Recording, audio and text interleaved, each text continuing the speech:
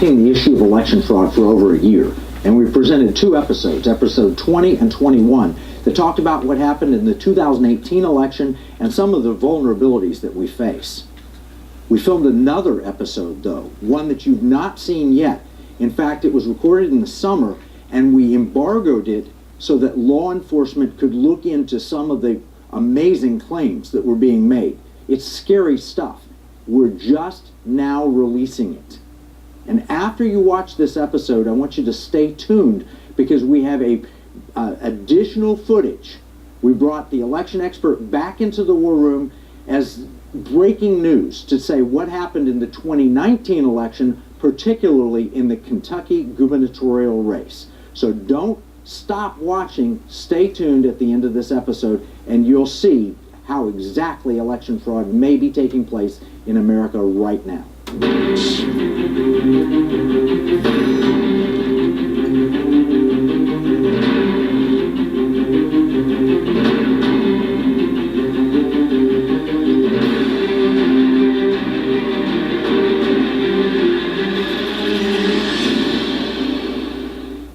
There are a couple of stories that converge in the economic war room. One of them we've covered at length, which is cyber hacking and the vulnerability of our internet and really our electronic grid and all of the electronic aspects of life. The second one is voter fraud, and that is an attempt to take over our country without firing a shot. Now, we've covered these stories in detail, and one of the most interesting things we did was we interviewed a white hat hacker named Jekyll. He's come back to us with some additional information that he's uncovered that we think you should see. I've also invited back our friend Russ Ramsland, and Russ is a voter fraud expert, but he is also an internet and cyber expert as well. So I want Russ to join in seeing this story. He's followed it for a while, and he's followed Jekyll for a while. So welcome to the War Room, Russ. Great, thank you. Pleasure to be here. Great. So we've got Jekyll. He's an off-site location, and he's going to be showing on this monitor some of the things he's uncovered. Jekyll, can you hear me? Yes, I can, Kevin, and good morning. Good morning. What have you got to show for us? Okay, so after our last conversation, when we got into explaining how vulnerable the hacking, or how vulnerable the voting systems and the voting machines are within the United States and globally, me and some of the guys that I work with decided to start delving further in so we can actually catalog and show exactly how vulnerable it was. Okay, I've got Russ Ramsland here, and we're going to be watching. Go ahead and demonstrate. All right, so first off, we looked at one company, it's sort of a minor company. So this first one is going to be a company called 10X Software Solutions. Now, what I'm going to show you first here is I used an open source piece of software called Burp Suite to be able to do what's called web crawling. So this isn't hacking or anything, this is just out there doing it.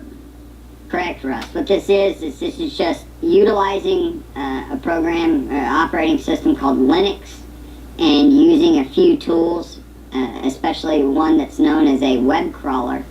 I can look at a website and I can enumerate every link that is on that site and then start looking for vulnerabilities, start looking for programming that's set up incorrectly, or information that's not secured. Okay, so 10X Solutions is a voter machine company? Yes, and recently they just did won a contract with Dallas, so now they're going to be running the voter check-in systems in Dallas County. So when you go in to register to vote for that morning, you put your ID down, and 10X runs the software for the iPad or the Samsung that's sitting there that you put your ID on. Okay, so I see a series of links here, starting with mail.10xsolutions.com. And what you're telling me and what you just said to Russ, this wasn't hacked. This is just something anybody that crawls the internet can find this without trying to do anything going in and looking at 10X inside the company. You're just looking at what's publicly available. Is that correct? That's correct. And the information that we found is quite staggering because if you look at links that are on the site, it looks like the person who set it up is leaving the keys before the door. So every time you have a door you have to go through that requires a password, we're finding text files that have those passwords in them. We're finding areas that are supposed to have security that have absolutely no security to it whatsoever. It's like leaving the key under the mat to your house. More Exactly. than that, what I think you're suggesting isn't that this even looks purposeful. It has to. The guy who runs 10x's software, he is listed as a CISSP, so he should know all of the current protocols in setting up passwords and securing a system. The problem is, as you can see, you look down on this list, precinctcentral.com and download, which is for installing their software onto a tablet. The passwords to be able to get into Wow. it were super123 just to be able to log in. So now I have a location where I can go in and see where their software is. Well, if I can find someone's software, then what that means is I can take that software and start finding vulnerabilities that I can exploit. So you can just literally go on the internet, and if you went to that particular web address, you could find the usernames I see in Palm, Dallas, Sem, etc., and the password super123 or lowercase super. Or, I mean, it don't even require the uppercase, right? And no character, all these things that they tell you, oh, make sure you have an uppercase, a lowercase, numbers, and characters. This is a ridiculously easy password. Correct. Well, and an even scarier one, precinct find. If you're trying to go on 10x's site and you want to say, figure out where your precinct is and where the location is going to be, if you look to the second to last link that's on here, precinct find and poll workers. Yeah. Once you go in to look at the webmail console for all of the poll workers within these counties, look at what the password they used to get into it. Pink. Pink was the password to be able to send an email out to 7,000 poll workers just in Florida. You could cause extraordinary chaos. You could take control of things. I mean, this is really scary. What other things could you do if you have that password pink and know the username? What problems can you cause if you can send those emails? Let me pull up something else to show you here real quick. So I come over, and here are a list of the number of files that we found unsecured and open on their site. So if I go into the files, well, first off, I pull up a screenshot. These are what are known as SQL databases. When you look at this database, that is what is known as PII, or personal information. So the first one that I opened down here, that is PII, every voter within these counties, this is their personal information, their social security numbers, their home address, their driver's license number, all of it. So if someone, and I'm sure someone has, gotten a hold of all of this, that means every single one of those individuals has all of their information compromised. So you're talking credit reports, you're talking email, everything that we have to keep secure on a daily basis was just open on this website. And they keep it all open. So when I go back through here, And this is all the same voter machine company? yes, this is all the same voter machine company. We pulled all this information from off of their page. This is on this portal is called Univention.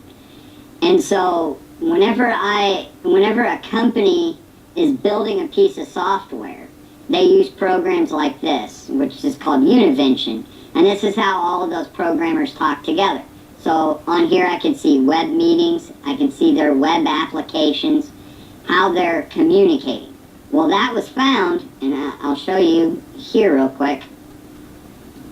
That was found right here. So here's the website link.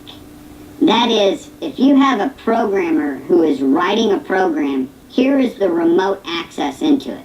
And you see the login over here. All of their logins have been kept in plain text files on the website. So if I want to log into this and be able to change their information, I can. Now, one of the other things that we found when we were looking through all of this is if I go back through here, I go over to vote. Here is the software that 10X puts on tablets. This is called ePollbook.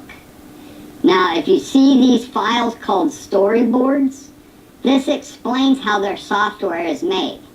So if a black hat hacker in another country decides that he wants to be able to go into the system and say he wants to add an exploit in, say Eternal Blue, which is a really bad exploit that was leaked by the Snowden leaks, that was an NSA tool. If he infused Eternal Blue into our voting system, then he would have access to every system that every voting company in the United States had. And we have seen that already happening. This is a massive national security exposure. What you just said is that they're putting out there in plain view, basically, a hacker manual. Here's exactly how you compromise America. Correct. They're showing everyone how to be able to do it. They have not secured any of it. And this is all 10X. Yes, this is just 10X. The people that we're paying to secure our systems are the ones that are exposing us. For Dallas, Texas, I believe Dallas was given a $22 million contract for securing the vote and bringing in these pieces of equipment. The screenshot that I'm showing right here, here's a listing of all of the Android files for putting their programming on an Android tablet. So whether it's Android or iOS, we were able to find that information on the open web. And so when I go over and I look at my web page lists, and it shows me, because what I did before, prior to all of this, was we went through and scanned the site, figured out all of the locations of where these files would be, and then put it all together in this. So, Russ, you were a candidate for Congress in the Dallas area. I mean, how can you trust anything about an election if it's this vulnerable? Well, you can't. In fact, if it's this vulnerable, I could have won it if I just wanted to, and I'd known the right guys. Yeah, it's unbelievable. I think what you're telling me is you can go in and change the source code, Jekyll? We can change the source code. We can change everyone's votes to where, let's say, there's a real-time election taking place. I can change the votes and make it look like it was never even changed, and that's what you actually voted. Yeah, that's... Unless you have a paper ballot as a backup, there's no way to validate or compare, is there? Exactly, and that's the important need for having those paper backups, because what you're seeing is 10X, who is tied into Clarity, who's tied into ES&S, and a lot of these other voting companies. They all store their information in a centralized location on the AWS cloud. The problem is they aren't setting those AWS clouds up correctly. So they're utilizing what's known as an S3 bucket. So them using an S3 bucket, we can get directly into that as well, and then be able to, if I want to find information out about specific voters and specific locations, find out how they voted since 2000, I can go directly into that system. So now you can start seeing your analytics. So a foreign intel service can use that. The secret ballot is just so integral to what we do as a nation. The idea that anybody can look, I mean, you could literally blackmail people. You could do all kinds of things to individuals, and then you could literally take over our country. This is the Manchurian candidate through open source hacking, basically. Right. Well, Let me go back a minute. You said you could go and look and see how they had voted. The fact is, what you've just really said is you could go in and see how they were purportedly voting, but that may not have been at all how they voted, correct? Correct. Well, what you're doing is you're building a historical trend that may not be factual. So, say for example, when people are talking about the blue wave that was coming out in 2018, what they were really trying to do was to coax the public into believing that the Democrats were going to have this huge surge, but in the background, when they're accessing all of these companies and they're going in and changing everyone's vote and accessing their information, they're being able to get the public to accept the fact that all of this was going to be changed across the board. You know, this is very interesting. I had a long talk the other day with some people out of Virginia, and they were participating in the Republican caucuses last year, and they showed up at the caucus and they were told, well, you can't be seated, the credentials people have a printout of your voting, and you voted in a whole bunch of Democratic primaries. And they looked and they went, no, we've never voted in Democratic primaries. And they said, well, your printout says you have. And they had to go and file affidavits. And there were evidently a couple of hundred of them at this one particular caucus area. They had to file a couple hundred affidavits that said, we have never voted in these primaries. We don't know why it shows it there. I guess somebody just screwed up. Correct. Can you find that out? I mean, can you look at the logs and the records once they've been overwritten and find out the history of them, or is it gone forever? No, you can find that. We actually have within our listing of files, one of the things that we're still analyzing is we have the entire access log into these servers, which was listed publicly for people to be able to find. You just had to know the right area to go to. And what you're seeing on the screen right here, secuser.sql. This is an SQL database. So with having this SQL database, as we're going through and analyzing between that and the logs and the mail logs, we can tell you exactly who accessed the system and who changed things. And already looking in them, we have found IP addresses coming from Russia, coming from India, coming from a lot of foreign countries. And over here, one of my links that I have posted, this one right here, the fourth one down, where it says RCE and VPN only, what it is someone uses what's called a remote code execution. So when you look at precinctfind.com, Moodle data, file directory, and then at the very end it says password. Yeah. The remote code execution means somebody remotely was inside this system and the IP address that it tied back to was out of Russia. Is it possible that someone else used a Russian IP address and did it from someplace else? Can you obscure yourself that way, or is it certain it was Russia? You can VPN and obscure it, and that's a possibility. Granted, once we get in and sort of look at that, we would be able to tell better, but we found too many selectors to show that we're seeing foreign adversaries who are already inside this system. This is the biggest story in election fraud that I've ever seen. What you're just saying is that President Obama said, oh, no, you can't hack the system. We have all these protections. If you can hack the voting companies, you can take over the system. But this is just for 10X, which is Dallas County coming up. How big are they? 10X is operating in currently 16 states. They're operating in all the hotbed areas in Florida. If you remember in 2018 when they were talking about problems in Broward County, yes, Palm Beach, 10X was running all of those locations. Cook County, Chicago is run by 10X. LA, San Francisco, they're headquartered in San Francisco. 10X is actually run by a foreign national who lives in San Francisco. Let me ask you to go back to that previous one where you showed us the file that had the SQL database. Can you go back there a second? Yes, I can. Let me open that up real quick. Okay, that, no, the one, it was just to the right of the one you opened. Okay, right here. I think secuser.sql. Let me ask you a question about that. Okay. So you can get into that SQL database without doing SQL insertion or anything.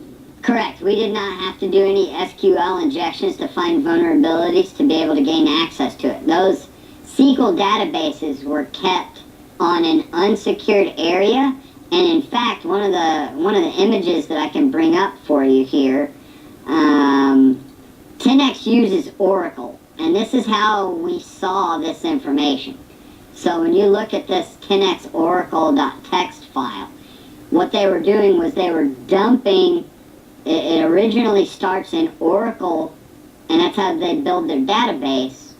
And then they do they make what's called a dump file. And that dump file that you're seeing right here, where it says 189,683 rows exported. Yeah.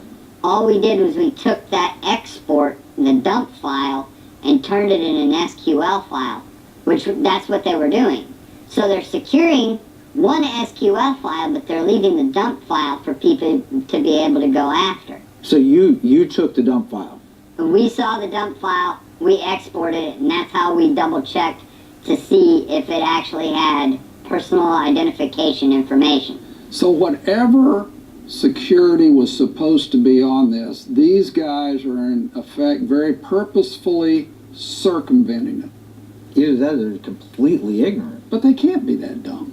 Well, and if you'll notice, one of the things that I had heard is you're looking at this information from the Oracle database, there are no security features that Oracle has for their databases that is included in this. So they had a choice. They could have included security features. They did none of them. Correct. So they left the key under the mat. Actually, they left the key on top of the mat with a sign with saying, a sign that said key here. Now, here's one of the other parts, Wow. and this, I think, will be significant. When you look at this list of information, one of the items it shows is where it specifies the password to emails for the poll workers. That means 7,000 poll workers in different areas of Florida have all of their information compromised.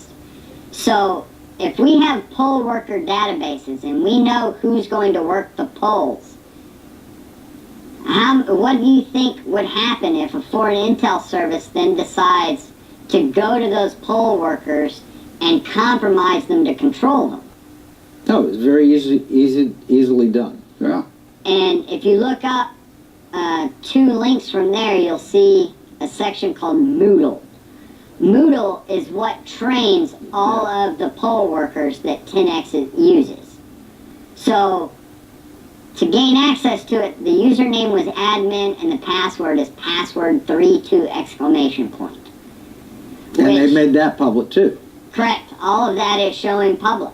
So whenever I look this up using a Python script, I'm now seeing those passwords and those usernames because they were not at all secured. Jekyll, let me go up. I see this password super 123. Where have I seen or heard that before? I've heard that password from somewhere. That is, whenever the Edward Snowden leak started coming out, that was a common password that the NSA uses NSA, that's right. That's for what I their heard. systems. Wow. Interesting. Okay. All right, so this is 10x. Is the answer then fire 10x till they get their act together and hire another voting machine company?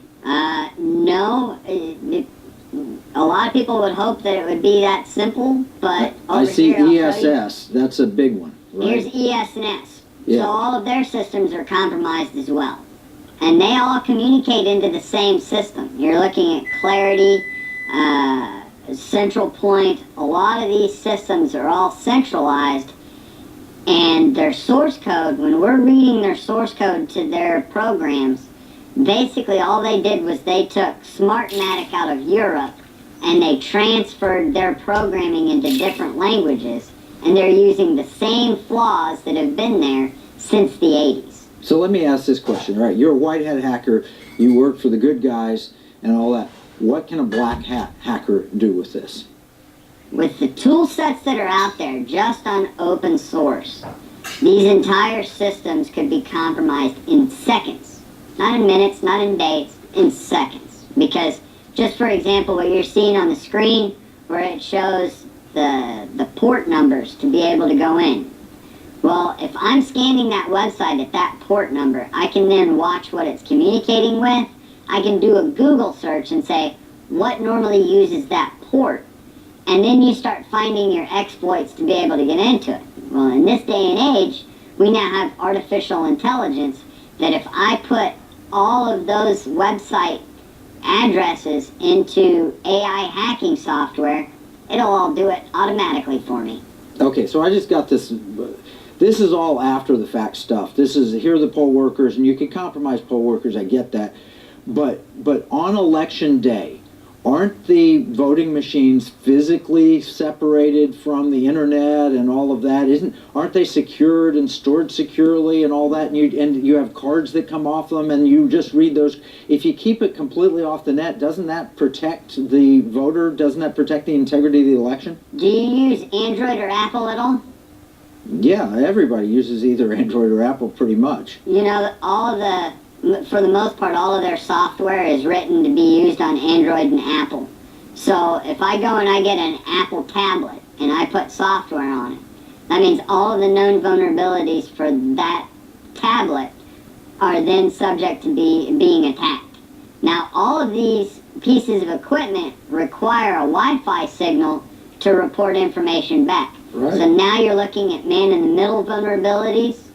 They're just by looking at the various steps for the information going back, there are about 8 to 10 vectors that information can be manipulated in real time on election night. Okay, so I hear you, and I hear what you're saying, and I understand you got this. But I have in my head a vision of, here's a machine, a voting machine. I walk in, I get my code, I punch my code in, it goes on a card. Somewhere in my machine there's a card. They take the card to a secure location, they plug the card into a secure, separated from the internet machine. They look at it one time and they say that's the vote. Now later they might be able to manipulate it, but I'm still not guessing. Are you really telling me that when I vote it could be changed there? What I think what he's telling you and looking here is that it's going to go to 10X or to ES&S or to HART or to Dominion or any of those people, their databases.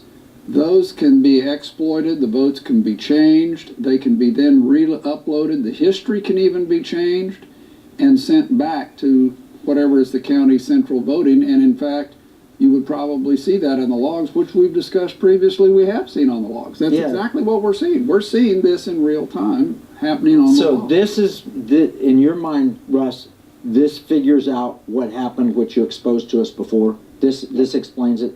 Yeah, in fact, it even explains the time wondering about, because people who are not loaded into this thing are coming into it, and they don't match up on their machines from a timestamp point of view, and so it prints out a timestamp mismatch, and it's an indication that things are being changed. You mentioned several, ES&S, 10X, you mentioned some other companies. Dominion, what are they? Dominion, is HART. Dominion compromised? Yeah. Jekyll? Yes. HART? What else? What other companies? Well, SGO, I would assume. We've also seen there's a company out of Virginia that we started looking at. Oh, yeah. They're compromised. Every system that we've looked at, it's the same people just going to a different market using the same software that they then alter. And the same vulnerabilities, and they're all leaving the key on top of the map. Exactly. Wow. Wow, that's frightening. It's unbelievable. It maybe explains a lot. It is not a partisan issue, because if the Russians or whomever wanted to put a Democrat in the White House, this is a way they could do it. If they wanted to put a Republican in the White House, this is a way they could do it. It's not one party or the other party necessarily. It is a national security vulnerability. Not just national security, but then you also look at organizations within the United States. You know, it's when you have businesses that give politicians millions of dollars to push their agenda, now all of a sudden they want to make sure that their politician gets into office. So a lot of these companies that have been hiding in the background and been working to try and get Democrats pushed up into higher offices, say they want to make sure that Planned Parenthood can be able to continue providing fetal tissues for foods, vaccines, all that kind of stuff. Well, they need to have that Democrat in office. So now all of a sudden they're going to be able to make sure that they can get in. The guy who runs 10X, I've seen all of his donations to the Democrat Party. I've seen all of his involvement with the Democrat Party. And every voting company, for the most part, are all tied to the Democrat Party. Now, ES&S is not. They're headquartered out in Nebraska. But if you look at the workers, you look at the programmers, once you start, and most of the programmers and the workers for those companies, they're posting their resumes up on LinkedIn, Monster.com. You can find them all over the place. And in fact, some of the software that we were hunting and looking for, we found it on GitHub, where they're making it in real time, and they just leave it out there for everyone to see. Okay, so when you've got that, you've got that reality, it actually doesn't even matter what the president or CEO of 10X thinks or whatever, because the last person in can control the election. You could have a hacker from anywhere. We could have Russia, China, Iran, and North Korea fighting over who's going to determine our president, and the voter, the American voter, gets nothing. Or it could be an American company that is unscrupulous, a crony capitalist situation or whatever. It's stealing, fraud and theft from the American voter. It means my vote's not worth anything. Well, it is. It's worth something because it's a digit that someone can then change and Manipulate. cast where It's they not want. worth anything to me. No, it's not. It's what being I'm stolen talking for about. somebody else. Let me ask you a couple of questions here, Jekyll. Have you showed us everything that a technical guy, kind of your level, would want to see in order to convince him, or is there anything else that you want to show us that's going on technically that you have been able to go into perfectly legally and wide open? Because then I have one more point I'd like to make, I think. So with the information that I've shown so far, this is sort of a roadmap for a technical person to understand where they would go, what they would look at, whether you're using Burp Suite, which is a penetration testing piece of software, whether you're using Python scripts to be able to find this information, but also just sort of understanding the number of different areas to look to be able to reproduce the exact same results, and then coming over some of the, as I was talking earlier, the dump files. These are just the two dump files that I show here. This was March 6th, 2019. That was a dump file that was then turned into an SQL file. These are all pieces of information that had been found on secure.precinctfind.com/dumps, unsecured databases. Yeah, it says secure, but it's not. It's not even a secure site. HTTP, is that right? Correct. And 10X, if you look on their website, they brag about being able to ensure secure elections. And just in these lists of links, should probably sue them for misrepresentation. Oh, yeah. I mean, the idea, just because you say secure in your domain name does not mean that you are secure. Look at all these sites. Well, and the really crazy part with 10X, up here where you see Univention, one of the things that was listed, and this was the scariest part that we saw, 10X reports into every Secretary of State office that they operate in. Well, within Univention in their portal, we found all of the SSH certificates that they were given by those Secretaries of State.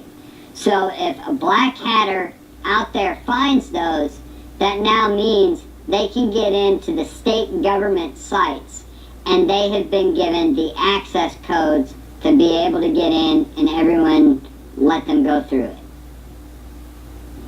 And of course, if you can do it, the bad guys can do it.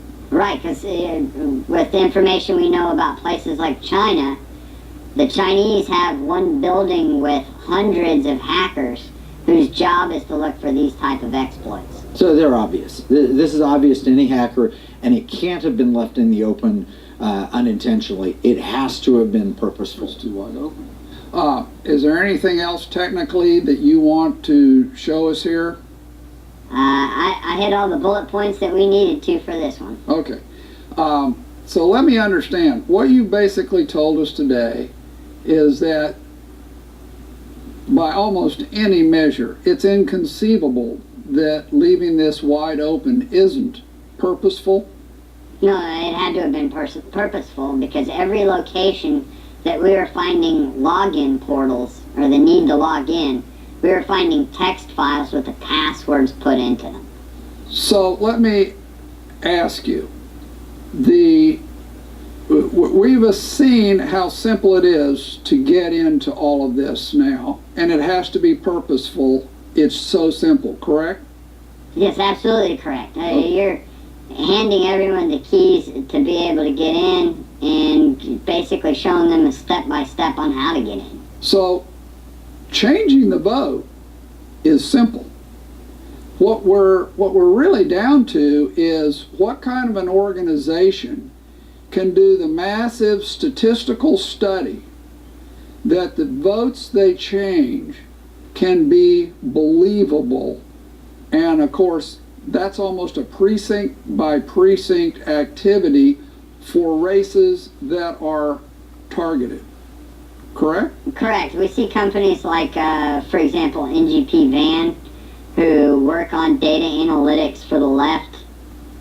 When you go and you look at their website, there are actually login portals where each individual politician can log in and see everyone within their district and the analytics on how they vote, what their interests are, all of their personal, pretty much all of their personal information, because that's where in 2017, when there was sort of the scandal with, I can't remember the name of the company, there was an analytical company tied to Facebook. Oh, yeah.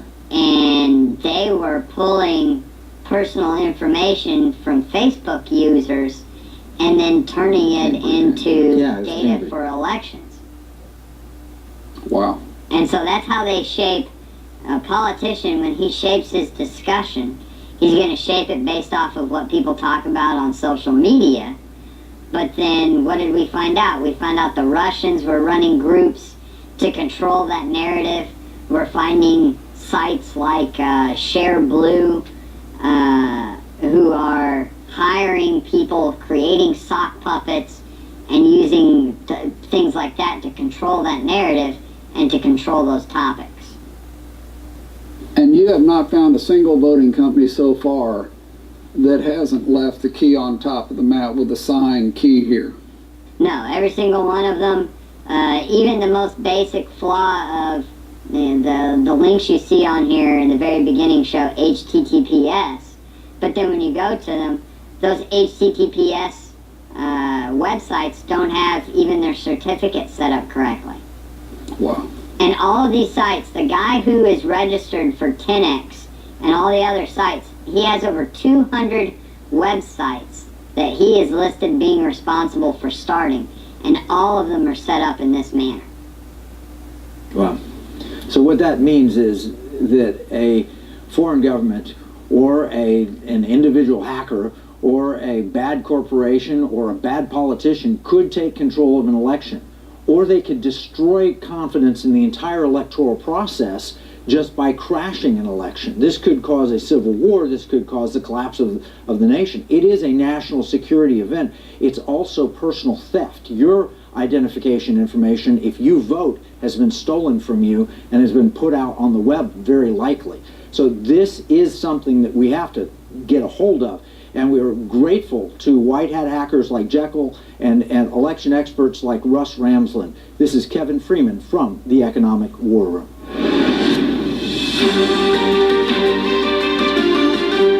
You just saw the vulnerability of our election system. So we brought Russ Ramsland back into the Economic War Room. He's an election expert, and he's about to tell us exactly what happened in the 2019 election.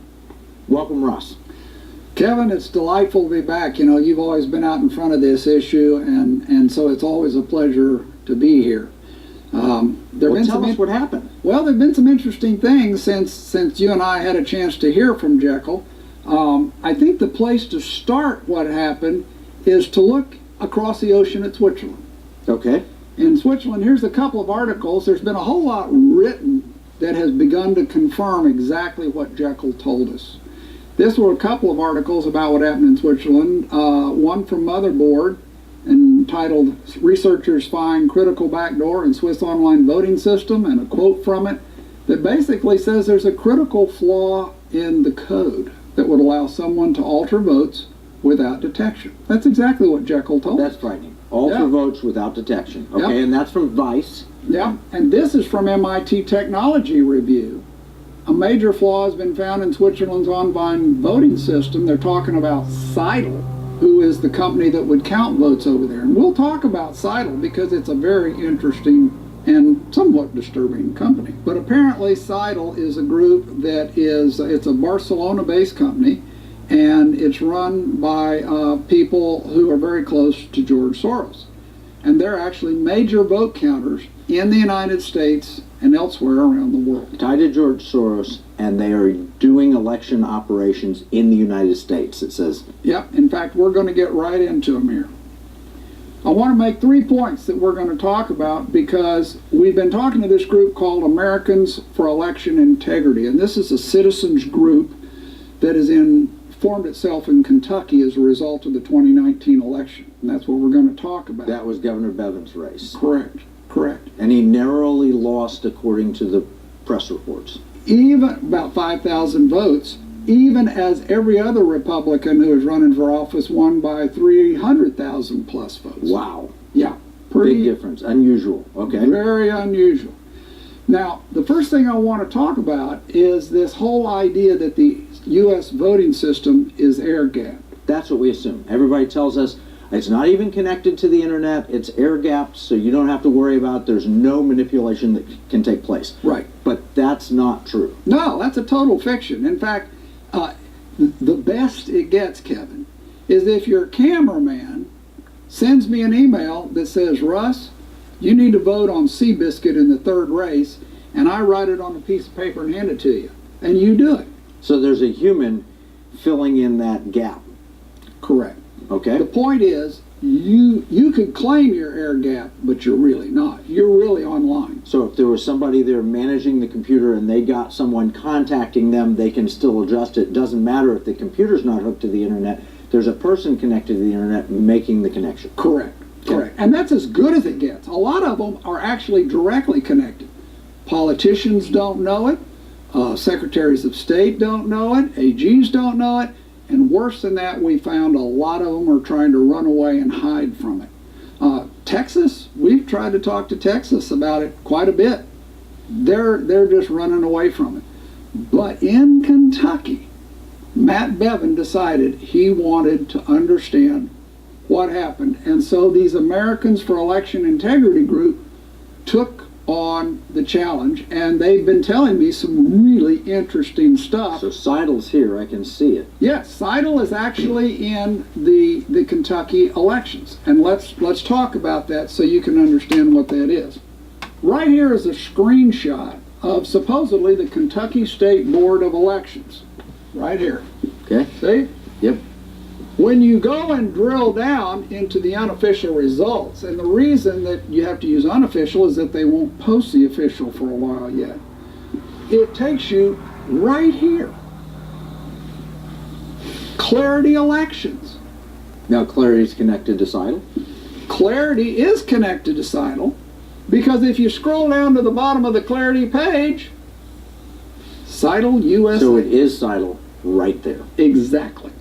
So any claim that this thing is not connected is completely and totally wrong. Okay, so Seidel, who we know is vulnerable according to the Swiss studies reported by MIT and Vice and others, is the one that ran this election in Kentucky, and we know from press reports that you can change votes wholesale if you have that system in place. Correct. The two voting companies that are most predominant in Kentucky are Hard InterCivic and ES&S, and both of them upload the votes to Clarity Elections, which is Seidel. And Seidel, according to press reports, has connections with George Soros. Absolutely.